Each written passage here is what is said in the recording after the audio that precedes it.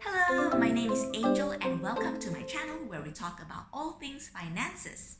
Today, we're gonna be on the second episode of the personal finance series and the topic will be on savings. Now, saving is one of those topics that sounds easy but is difficult in practice. And if you have failed to achieve your saving goals before, you know what I'm talking about. What can we do to increase our chances of savings? Don't worry, I will walk you through the steps to help you hit your saving goals. Now, first of all, break down your saving goals. You have to determine how much do you need to save and by when do you need that amount of money. Now that you know how much you want to save and what is the time period that you give yourself in terms of savings, divide the amount by the number of months in that time period. For example, if you need 12,000 in a year's time, divide 12,000 by the number of months, which is 12 months. So in 1 month, you actually need to be saving 1,000 in order to achieve your saving goals. The second step is to actually take a realistic look at our budget. So take a look at how much is left after your income minus all the expenses that you have in the month and how much you have left is the maximum amount that you can save for the month. Is the savings that you have left over enough to fulfill the goal that you have set?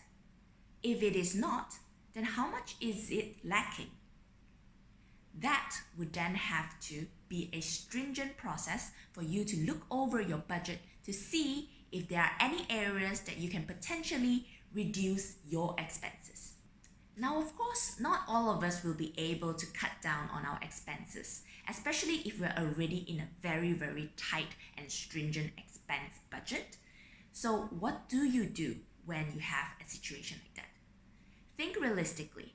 Either you have to prolong the period of time in which you have to accumulate your savings, so that will help to reduce the amount of savings per month, or you can increase your income by taking up side gigs like maybe tutoring or doing some other odd jobs that can actually help you to bring in more income to be supplemented into the savings pool.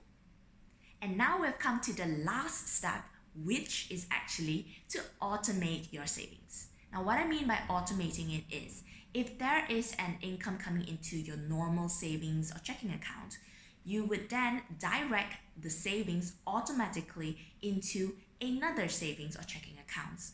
And that process, when it's automated, doesn't actually go through our discretionary, and you don't even have to think about it for your savings to start accumulating. Lastly, I just want to part with these words. Don't fret or feel frustrated if you are not saving as much as you would ideally like as of today. The reason is because we need to acknowledge our accomplishments and celebrate the little successes that we have in terms of our financial health.